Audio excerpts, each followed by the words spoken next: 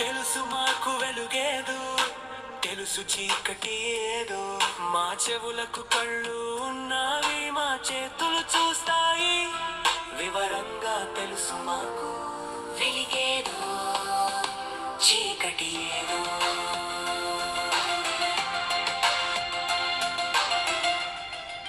ప్రియమైన RK YouTube channel ప్రేక్షకులకు మరియు శ్రోతలకు జీవన శ్రవంతి నవల రచయిత టేకులపల్లి గోపాల్ రెడ్డి హృదయపూర్వక నమస్కరిస్తూ, మీరు చూపిస్తున్నటువంటి ఆదరాభిమానం ఎంతో సంతోషంగా ఉంది.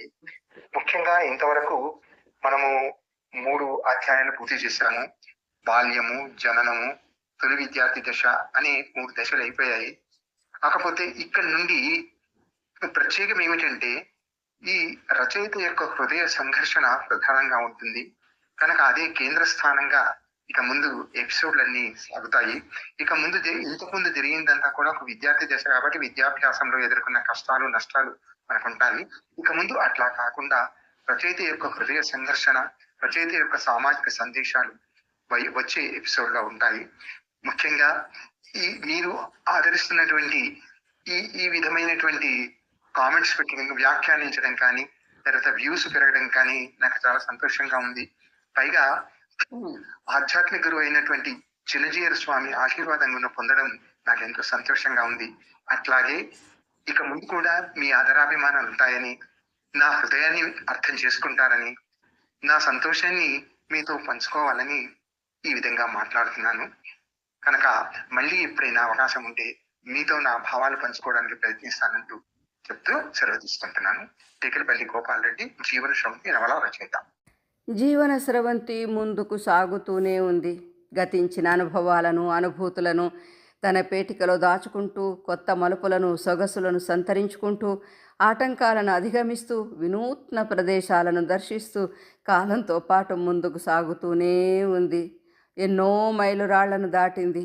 అప్పుడప్పుడు వెనక్కి తిరిగి చూస్తే పుట్టినప్పటి నుండి చాలా దూరం నడిచినట్లు అనిపించింది. అయినా తన గమ్యానికి మాత్రం ఇంకెంతో దూరం ఉన్నట్లు అనిపించింది. బాల్యదశ నుండి శుతిమెత్తని యవ్వన ప్రాంగణంలోకి అడుగుపెట్టింది. రంగురంగుల స్వప్నాలు, క్షణక్షణం మారే ఊహలు, కొత్తదనాన్ని కాంక్షించే ఆశలు, ఎటు చూసిన సౌందర్య దృశ్యాలు, సాహసం చేయాలన్న తహతహలు. జీవితం ఇంత మధురంగా ఉంటుందా అనిపిస్తుంది. నిరాశ నిస్పృహలు లేవు, చీకటి కోణాలు లేవు. మనస్సనే సాగరంలో ఉవ్వెత్తున లేచిపడే ఆనందపు కెరటాల ఎగిసిపడుతుంటాయి. గాలిలో ఎగిరే పక్షుల వలె ఆకాశ విహారం చేయాలనిపిస్తుంది. తన జీవితంలో వెలుగును నింపి ఆలోచనామృతాన్ని పంచి వాస్తవికపు మార్గంలో నడిపిన అంధుల పాఠశాలను విడిచి వచ్చాడు. 2 వసంతాల అనుబంధాన్ని నిర్దాక్షిణ్యంగా తెంచుకున్నాడు. ఎందరో స్నేహితులు, మంచివారు, చెడ్డవారు, ఆత్మీయులు, ఆత్మద్రోహులు అందరితో చేతులు కలిపాడు. కొందరిని మాత్రమే ఆత్మీయులుగా గుర్తుంచుకున్నాడు. అందరూ అంధులే, చీకటికి బంధువులే. అయినా గాఢాంధకారం వారి గుండెల్లో ఎక్కడా కనిపించదు. మినుకు మినుకుమనే ఆశల నక్షత్రాలు తమ కాంతులను నిరంతరం ప్రసరింపజేస్తాయి. ఆనంద తీరాలకు వారిని నడిపిస్తాయి. వారి భవిష్యత్తుల చుట్టూ బంగారు కలలే, వాటిని అందుకోవాలన్న ఆకాంక్షలే. అటువంటి పవిత్ర మందిరాన్ని విడిచి వచ్చినందుకు వేణుకు బాధగానే ఉంది. హైదరాబాద్లో బస్సులో కూర్చున్నాడు. అది బయలుదేరింది. ఆకృతి లేని ఆలోచనలు అతని చుట్టూ ముసురుకుంటున్నాయి. అతని ప్రమేయం లేకుండానే భవిష్యత్తును నిర్దేశిస్తున్నాయి. ఊరుకు చేరుకున్నాడు. అందమైన పంజరంలో అడుగుపెట్టాడు. భోగభాగ్యాలకు కొదవలేదు, కమ్మని భోజనాలకు కరువు లేదు. కానీ స్వేచ్ఛా స్వాతంత్రాలే కనిపించవు. అవి మనిషికి అవసరమైనవని కావని చాలామంది నమ్ముతుంటారు. కొందరు తమకు మాత్రమే అవసరమని వాదిస్తుంటారు. అవి కూడా ఆహారం వలె శరీరాన్ని పోషించే పదార్థాలు కావు కదా. కాబట్టి ఉన్నా లేకపోయినా ఒకటే అంటారు వారు. కానీ వాటి విలువ అనుభవించే వేణు మనసుకు తెలుసు. గృహ నిర్బంధాలలో ఉన్న స్త్రీల హృదయాలకు తెలుసు. ఆ రెండింటిని అనుభవిస్తున్న పురుషులకు ఎలా తెలుస్తుంది? మరి తాను కూడా పురుషుడే కదా అనిపించింది వేణుకు. ప్రకృతి రీత్యా స్త్రీ పురుష భేదం లైంగికపరమైనప్పటికీ సంఘపరంగా బలవంతులు, బలహీనులు పురుష స్త్రీలకు ప్రతీకలు. తనకు అంగవైకల్యం అనేది బలహీనత. అందువలన స్త్రీల వలె గృహ నిర్బంధితుడే.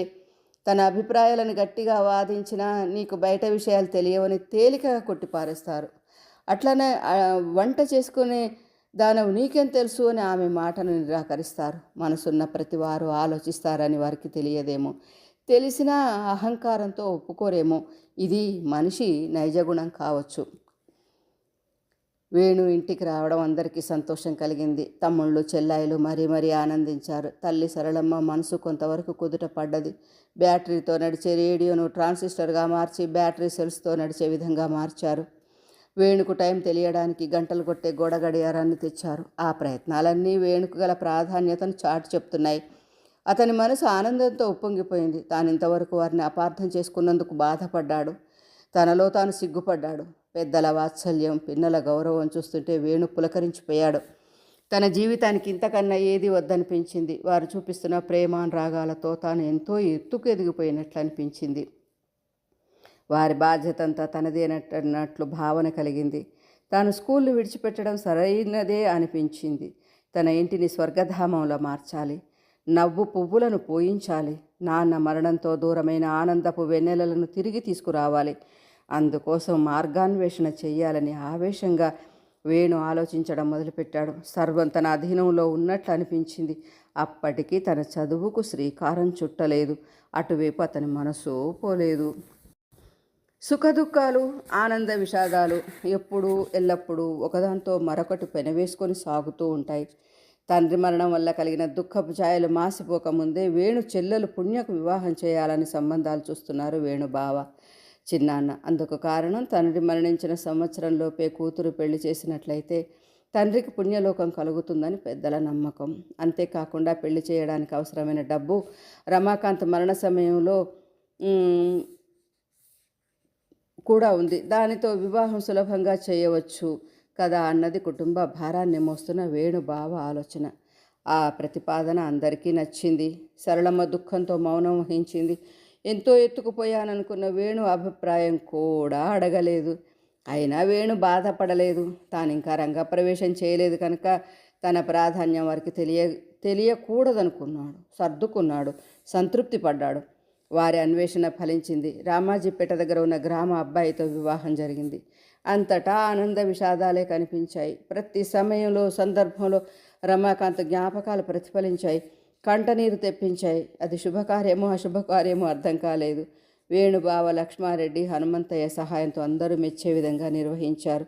ఇది లక్ష్మారెడ్డి ప్రతిభకు నిదర్శనం. అందుకే అతడు 2-3 రోజులకు ఒకసారైనా ఇంటికి వచ్చి వ్యవసాయ పనులను సమీక్షించేవాడు. జీతగాళ్లకు సలహాలను ఇచ్చేవాడు. చిన్న చిన్న తగవులను తీర్చేవాడు. తాను లేని సమయంలో తన బాధ్యతలను హనుమంతయ్యకు ఒప్పగించేవాడు.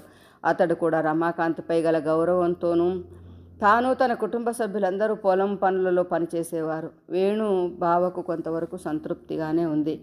వ్యవసాయం దారిలో పడ్డట్టుగా కనిపించింది. వేణు బావ కష్టాన్ని గమనిస్తున్నాడు, అర్థం చేసుకుంటున్నాడు, మనసులో కృతజ్ఞతలు తెలుపుకుంటున్నాడు. బావ మోసే భారాన్ని తాను కూడా సగం మోయాలనుకునేవాడు. సాధ్యాసాధ్యాలను ఆలోచించేవాడు. కానీ మార్గం కనిపించేది కాదు.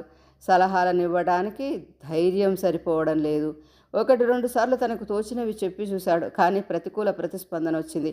వేణుకి వ్యవసాయం సంగతులేం తెలుసు? వాడు పొలాలను చూశాడా? పరిస్థితులను గమనించాడా? ఆ కఠినమైన మాటలు బావ నోటి నుండి వెలువడినవే.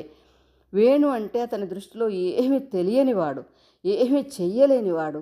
ఆ మాటలు వేణుకు సూదిపోట్లయ్యేవి, మనసులో గాయాలైనవి. ఆ మాటలు వేణు చీకటి జీవితాన్ని వెక్కిరించినట్లు అనిపించింది. అప్పుడప్పుడే మెత్తమెత్తగా ఎదుగుతున్న లేత మొక్కకు ఘాట్లు పెడుతున్నట్లు అనిపించింది. బావపై గల గౌరవంతో కొంత కరిగిపోసాగింది. ఆ మాటలు వ్యక్తిగతంగా తనకు నష్టమైనా కుటుంబపరంగా బావచేతలు చాలా విలువైనవని వేణుకు తెలుసు. తాను నష్టపోయిన కుటుంబం బాగుపడాలన్నది అతని ఆశ. ఆ కుటుంబం కోసమే కదా తన స్కూలు జీవితాన్ని త్యాగం చేశాను అనుకున్నాడు వేణు. వేణు జీవన స్రవంతి చిన్న చిన్న మలుపులను తిరుగుతున్నది. గమనాన్ని మార్చుకుంటున్నది. నలుగురితో ఆనందాన్ని పంచుకునే స్కూల్ జీవితం నుండి 4 గోడల నడుమ నివసించే పూర్వస్థితికి చేరుకున్నది. ఒంటరితనం దరిచేరింది. 2 వసంతాల స్కూల్ జీవితం మధుర జ్ఞాపకంగా మిగిలిపోయింది. అంతటి ముందటి పాత జ్ఞాపకాలు, ఊహల ఉయ్యాలలు, ఊహాసుందరి శారద మళ్ళీ అతని మనసు చుట్టూ చేరుకుంటున్నాయి. పైగా వయసుతో పాటు సరికొత్త ఊహలు అల్లుకుపోతున్నాయి. స్కూల్లో పై తరగతుల విద్యార్థులు చెప్పుకునే లైంగిక విషయాలు వేణుకు ఆసక్తిగా మారి మరో లోకానికి ఉప్పుకొని పోతున్నాయి. ఊహల వర్ణాలను మార్చేస్తున్నాయి, సరికొత్త స్వప్నాలను నిర్మిస్తున్నాయి, సన్నగా స్త్రీవాంఛను పెంచుతున్నాయి. రేడియో వింటున్నప్పుడు, కమ్మని కంఠస్వరాలు వినబడినప్పుడు వారి చుట్టూ అతని ఊహలు అల్లుకుపోయి పిచ్చివాణ్ణి చేస్తున్నాయి. వాటి నుండి బయటపడటం కష్టమనిపించేది. అవి క్రమంగా వ్యసనంగా మారతాయేమోనన్న భయం కూడా వేణుకు కలిగేది. తన మనసును అదుపు చేసుకునే శక్తి సన్నగిల్లసాగింది. అందుకు ముఖ్య కారణాలు పని తక్కువ, ఒంటరితనం ఎక్కువ, నిశ్శబ్ద వాతావరణం, పల్లెటూరు చల్లగాలులు. వీటిని తప్పించుకోవడానికి ప్రయత్నించేవాడు. సాధ్యమైనంత ఎక్కువసేపు రేడియోతో కాలక్షేపం చేయడం, పిల్లలతో ఇంట్లోనే ఆడుకోవడం, బంగ్లాపై పచార్లు చేస్తూ నాటకాలలోని కథాంశాలను, పాత్రల స్వభావాలను చర్చించుకోవడం వంటి కార్యక్రమాలలో మునిగిపోయేవాడు. అప్పుడప్పుడు తాను తప్పుడు మార్గంలో నడుస్తున్నాడని, తత్ఫలితం భయంకరంగా ఉంటుందని అతనికి అనిపించేది. అంతలోనే సమయం దాటిపోయేది. ఆ చోటు శూన్యమయ్యేది. వేణు నిశ్చలంగా, నిరాశగా నిరీక్షించేవాడు. మళ్ళీ అడుగులు కదిలేవి, ముందుకు సాగేవి. నిశ్శబ్ద నిషీధిలో వేణుకు నిద్రపట్టేది కాదు. తండ్రి జ్ఞాపకాలు మనసును కలత్తపెట్టేవి, గుండెలు పిండేసేవి. అసలు తండ్రితో వేణు ఎప్పుడూ మనస్ఫూర్తిగా మాట్లాడలేదు, అభిప్రాయాలను పంచుకోలేదు. అతని చదువు వారిద్దరినీ కొంతవరకు దగ్గరికి చేర్చింది, భయాలను తొలగించింది. ఇంతలోనే వియోగం ప్రాప్తించింది, అసంతృప్తిని మిగిల్చింది. వేణు చుట్టూ అంతులేని ఆవేదన, అర్థం కాని ఆందోళన. ఆనందపు క్షణాలు అందనట్లుంటాయి. ప్రతిరోజు ఏదో ఒక సమయంలో తండ్రి కోసం దుఃఖిస్తుంటే ఏమని ఓదార్చాలో వేణుకు తెలిసేది కాదు. ఎట్లా ధైర్యం చెప్పాలో అర్థమయ్యేది కాదు. నిస్సహాయంగా బంగ్లాపై కిటికీ దగ్గర శూన్యంలో చూస్తూ నిలబడిపోయేవాడు. తనకంటే చిన్నదైన చెల్లెలు చక్కగా ఓదార్చేది. వేణుకప్పుడు సిగ్గు కలిగేది, దిగులయ్యేది. ఈ సంఘర్షణలు, విషాదాలు, చేతగాని తనాలు పగలంతా వేణును కుంగదీసేవి. వీటికి దూరంగా కొన్ని గంటలైనా బయట ప్రపంచంలో విహరించి రావాలని అతని కోరిక. కానీ అతనికి చేయూతనిచ్చి బయటకు తీసుకుపోయే సహృదయులు ఎవరు? అందుకే ఆ విషాదం నుండి దూరం అయ్యేందుకు సాధ్యం కాని, వాస్తవికం కాని పగటి కలలను ఆశ్రయించేవాడు. వాటిలోనే మునిగి తేలేవాడు. కాలం బహు విచిత్రమైంది. గాయాలను చేస్తుంది, తానే మాన్పుతుంది. విషాదాన్ని ప్రసాదిస్తుంది, మరుక్షణంలో తుడిచివేస్తుంది. ఆ కుటుంబంలో విషాదపు మేఘాలు క్రమంగా తొలగిపోతున్నాయి. ఆనందపు వెలుగులు పరుచుకుంటున్నాయి. పిల్లల నవ్వు పువ్వులు విరవూస్తున్నాయి. వేణు తల్లి క్రమంగా కుటుంబ వ్యవహారాలలో పాలు పంచుకుంటున్నది. అందరికీ ధైర్యం, సంతోషాలు కలుగుతున్నాయి. సమస్యలకు కొంతవరకు పరిష్కారాలు దొరుకుతున్నాయి. ప్రస్తుతం వేణు కుటుంబం అనే నౌకకు ఏకైక ప్రత్యక్ష కర్ణధారి సరళమ్మ. సహాయకులు ఎందరో ఉండవచ్చు. వ్యవసాయంలో ఒడిదొడుకులు లేకుండా సాగాలన్నా, ధాన్యాన్ని అమ్మి రసాయనిక ఎరువులను కొని తేవాలన్నా, బయటి పనులు చేయడానికి నమ్మకస్తుడైన ఒక వ్యక్తి కావాలి. బాధ్యత స్వీకరించాలి. వేణు బావ లక్ష్మారెడ్డి బాగా ఆలోచించి చివరకు రమాకాంత్కు విశ్వాసపాత్రుడు, ఆ కుటుంబ శ్రేయోభిలాషి అయిన హనుమంతయ్యను గుమాస్తాగా నియమించి బాధ్యతలను ఒప్పగించారు. జీతగాళ్లతో పని చేయించడం, వారి పనులను గమనించడం, కూలీలను పొలాలకు పిలవడం, ఎరువులను చల్లించడం వంటి పనులు అతని బాధ్యతలు. అందువల్ల హనుమంతయ్య, అతని కుటుంబం వారు కూడా సకాలానికి వచ్చి వేణు పొలాల్లో పనిచేసేవారు. డబ్బులు కూడా వెంటనే అడిగేవారు కాదు. ఆ కారణంగా పంటలు బాగా పండేవి.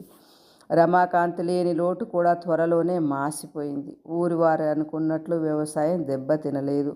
వేణు బావ లక్ష్మారెడ్డి దిగులు కూడా దూరమైంది. వేణు కూడా హనుమంతయ్య దగ్గర కూర్చొని విషయాలను తెలుసుకునేవాడు. తాను కూడా భాగస్వామిని అయ్యానని సంతోషించేవాడు. వేణు తమ్ముళ్ళు, చెల్లాయిలు అందరికీ ఆనందం కలిగింది. హనుమంతయ్య వేణు తండ్రికి నమ్మిన బంటే కాక ఆ కుటుంబంలోని మంచి చెడ్డల్లో కూడా ముఖ్య పాత్ర నిర్వహించేవాడు. ఇంట్లో స్వేచ్ఛగా తిరిగేవాడు. సరళమ్మతో కూడా నిష్కల్మషంగా, ఆత్మీయంగా ఉండేవాడు. తన చలోక్తులతో అందరినీ నవ్వించేవాడు. అది వేణు అమ్మమ్మ పార్వతమ్మకు నచ్చేది కాదు. ఆ భావం ఆమె గుండెలో గూడు కట్టుకుంది. అప్పుడప్పుడు బయటపడాలని యత్నించేది. దాదాపు రమాకాంత్ మరణించిన నాటి నుండి ఇప్పుడే ప్రశాంత వాతావరణం నెలకొన్నది. ఇప్పుడిప్పుడే సరళమ్మ శక్తిని పుంజుకుంటున్నది. పార్వతమ్మతో సమానంగా బలాన్ని పెంచుకుంటున్నది. అప్పుడప్పుడు పార్వతమ్మ కన్నెర్ర చేస్తుంది. శత్రుపక్షంలోని ముఖ్యుడైన హనుమంతయ్యకు ప్రాధాన్యం పెరగడం పార్వతమ్మకు నచ్చలేదు. ఆమెను సమర్థించని వారందరూ శత్రువులే. వారెంత పెద్దవారైనా ఆమె లెక్క చెయ్యదు. తల్లి కూతుళ్ల పోట్లాటలో సరళమ్మను సమర్థించిన బావ లక్ష్మారెడ్డి కూడా శత్రువయ్యాడు. పార్వతమ్మలో భయం, విచక్షణ జ్ఞానం నశించిపోయేవి. హనుమంతయ్యను దూరం చెయ్యాలన్న పట్టుదల పెరిగిపోయింది. ఎవరు నచ్చ చెప్పినా వినలేదు. ఒకనాడు దాచుకున్న అక్రమ సంబంధం అనే బ్రహ్మాస్త్రాన్ని ప్రయోగించింది. సరళమ్మను రక్షించేందుకు భర్త రమాకాంత్ లేడు. కానీ కొడుకులు, కూతుళ్ళు, అల్లుళ్ళు సరళమ్మకు అండగా నిలిచారు. పార్వతమ్మ మాటలు చేతలు పిచ్చివన్నారు. వాటిని లెక్క చేయకూడదన్నారు. మన కుటుంబం పరువు ప్రతిష్టలు కాపాడుకోవడం మన కర్తవ్యం అన్నారు. అందుకోసం అహర్నిశలు శ్రమించాలన్నారు. పార్వతమ్మను నయాన భయాన మార్చడానికి ప్రయత్నించారు. కానీ ఆమె లెక్క చేయలేదు. విసిగి వేసారిపోయి విడిచిపెట్టారు. కోట్లాటకు దిగొద్దని నిర్ణయించుకున్నారు. కానీ హనుమంతయ్య మనసు గాయపడింది. తన వల్ల సరళమ్మకు ఇంటికి చెడ్డ పేరు రాకూడదనుకున్నాడు. గుమస్తా పని చేయనన్నాడు. ఆ విషయం వేణుబావకు తెలిసి బాధపడ్డాడు. హనుమంతయ్యకు రమాకాంత్ చివరి మాటను జ్ఞాపకం చేశాడు. ధైర్యం చెప్పాడు. మన కర్తవ్యాన్ని మధ్యలో విడిచిపెడితే పాపం అన్నాడు. హనుమంతయ్య అర్థం చేసుకున్నాడు. తిరిగి బాధ్యతలను స్వీకరించాడు. పార్వతమ్మ రగిలించిన మంట పెద్దది కాసాగింది. ఇప్పుడు ఆ అసంతృప్తి జ్వాలలు జీతగాళ్లను చేరుకున్నాయి. పార్వతమ్మ సహకారం వారికుంది కనుక హనుమంతయ్య కుటుంబ పెత్తనాన్ని మొదట ప్రశ్నించారు. సరళమ్మ హనుమంతయ్యను సమర్థించింది. జీతగాళ్ళు రెచ్చిపోయారు. వారిలో పెద్ద జీతగాడు భూమయ్య జీతానికి ఉండనని వెళ్ళిపోయాడు. అబద్ధాలు, దొంగతనాలు ఎరగని భూమయ్య రామునికి హనుమంతుని వలె రమాకాంత్కు భక్తుడై అందరికన్నా ఆత్మీయుడై మెలిగేవాడు. అటువంటి వాడు జీతాన్ని ఇంటిని విడిచిపోతానంటే అందరికన్నా వేణుకు బాధ కలిగింది. కానీ హనుమంతయ్యను దూరం చేసుకునే పరిస్థితిలో ఆ కుటుంబం లేదు. మంచి చెడ్డల కన్నా వ్యక్తుల అవసరాలే సమయాన్ని శాసిస్తాయి. భూమయ్య ఒక్కడే, కానీ హనుమంతయ్య మొత్తం కుటుంబమే వేణు కుటుంబానికి అండగా నిలిచింది. ప్రస్తుత కాలమనే తరాజులో హనుమంతయ్య వైపే మొగ్గు చూపింది. అదంతా మౌనంగా గమనిస్తున్నాడు వేణు. విచిత్రంగా కాలం అతనికి కనిపించింది. ఒక నిమిషంలో అంతా తన వల్లనే పరిష్కారం అవుతుందని నమ్మకం కలుగుతుంది. మరు నిమిషంలో బావలాంటి పెద్దల ముందర తాను అనుభవ శూన్యుడు అనిపిస్తుంది. ఈ రెండింటి నడుమ వేణు మనసు నలిగిపోతున్నది. ఆ పార్వతమ్మ తన పోరాట దిశను మార్చుకుంది. హనుమంతయ్య కుటుంబ సభ్యులను చీటికి మాటుకి చీదరించుకునేది. వినిపించినట్లు నిందించేది. ఇరుగు పొరుగువారు హనుమంతయ్య కుటుంబానికి లేనిపోనివి కల్పించి చెప్పేవారు. హనుమంతయ్య వల్ల ఎన్నన్నా పడవలసిన అవసరం వారికి లేదు. ఆత్మాభిమానాలు మనుషులందరికీ సమానమే కదా. నిజానిజాలు తేల్చుకోవడానికి పార్వతమ్మను నిలదీసి అడిగారు. రుజువు చేయమన్నారు. పార్వతమ్మకు ఉక్రోషం పెరిగింది. తన పొలంలో ఇంటి గడపలో అడుగు పెట్టొద్దంది. ఇంటి ముందు నుండి వెళ్ళిపోమ్మంది. వారు తిరిగి రాలేదు. పార్వతమ్మ మనసు శాంతించింది. హనుమంతయ్యను కూడా వెళ్ళగొట్టాలి. తనను కాదన్న వారు ఎవరు ఉండకూడదనుకున్నది వేణు అమ్మమ్మ. ఆమెకు కావలసింది వ్యక్తిగతమైన గౌరవము, అధికారము. సరళమ్మ పక్షీయులకి ఎక్కువవుతుందని ఆమె బాధ. తనకు ఆస్తిలో భాగం లేదా? ఇవి పార్వతమ్మ ప్రశ్నలు. వాటికి సరళమ్మను సమర్థించేవారు అధికారం మొత్తం పార్వతమ్మనే తీసుకోమన్నారు. అది తనకు వద్దంటుంది. తగాదాలే ముద్దంటుంది. సమస్యలకు కారణాలు వేణుకు తెలుసు. తల్లికి అనుభవము, సరి అయిన ఆలోచన లేని విధం ఒకటైతే, పూర్తిగా హనుమంతయ్యని సమర్థించి జీతగాళ్లను వ్యతిరేకించడం రెండవది. ప్రతి మాటను తీవ్రంగా పరిగణించడం మూడవది. వీటిని వివరించి నచ్చజెప్పాలనిపించేది వేణుకు. శాంతి సామరస్యాలను నెలకొల్పాలనిపించేది. కానీ తన మాటను అమ్మ, అక్కయ్యలు కూడా గౌరవింపక తిరస్కరిస్తారు. ఎవరైనా వేణుతో నీవైనా అమ్మమ్మకు జీతగాళ్లకు నచ్చజెప్పి సమస్యను పరిష్కరించరాదా అని అంటే, వానికేం తెలుసు బయట విషయాలు అని కించపరిచేవారు. అది వారి భావం కాకపోవచ్చు, కానీ వేణు మనసు గాయపడేది. 10 మంది నుండి దూరం చేసేది. గొంతు స్వరాలను నొక్కివేసేది. ఆ విధంగా గుండెలో అణిచిపెట్టుకున్న కోరికలు ఒక్కొక్కప్పుడు దానినే పగలగొట్టేవి. మనస్సును మండించేవి. పిచ్చివాడిని చేసేవి. తనలో కూడా మనసుంటుందని, అది ఆలోచిస్తుందని, వయసుతో పాటు ఎదుగుతుందని, చూపు శరీరానికి సంబంధించిందే కాదని, సంబంధించినదే కాదని వీరెందుకు గుర్తించారు? మామూలు మనిషి వలె ఎందుకు గౌరవించరు? మనిషికి తిండి ఒక్కటే సంతోషాన్ని కలిగిస్తుందా? ప్రేమ బాధలను పంచుకోవాలి. అతనికి తమతో పాటు సమాన హోదాలను కల్పించాలి. హృదయ స్పందనలను గమనించాలి. అనుభవం ఉన్నా లేకపోయినా అభిప్రాయాలను స్వీకరించాలి. వ్యక్తి ఒంటరివాడు కాదు, మౌనంగా జీవింపలేడు. మనుష్యులలో రకరకాల బలహీనతలుంటాయి. వాటిని ఆధారంగా చేసుకొని అందరూ అంచనా వేయకూడదు. అతనిలోని ఉపయుక్తమైన ఆలోచనలను ఆచరణలో పెట్టడానికి చిన్న ప్రయత్నమైనా చేయాలి. అప్పుడు అతడు కూడా సంఘంలో భాగమవుతాడు, ప్రగతికి మూలమవుతాడు, సమాజానికి సహకరిస్తాడు. లేకపోతే అతనిలో అసంతృప్తి రాజుకుంటుంది, మంటగా మారుతుంది. సమాజం నుండి దూరమవుతాడు, ఒంటరివాడై దానిపై పగ పెంచుకుంటాడు, పగలబడి నవ్వుకుంటాడు. సంఘం యొక్క నాశనానికి దారులు వేస్తాడు, దహించి వేస్తాడు, లేదా తానే మసిగా మారిపోతాడు. ఈ విషయాలు ఏవి ఆ ఇంట్లో వారికి తెలియదు, తెలుసుకొనేందుకు ప్రయత్నించరు. వేణును గమనించరు, అతని ఆలోచనలను గ్రహించరు. క్రమంగా వేణులోని అసంతృప్తి పొగలు సెగలై చెలరేగుతుంటాయి. తన వారిపై, తనపై, జీవితంపై కూడా ఆ మంటలు వ్యాపిస్తుంటాయి. ఆ వేడి వెలుగు కుటుంబంలోని పెద్దల కళ్ళకు కనిపించవు.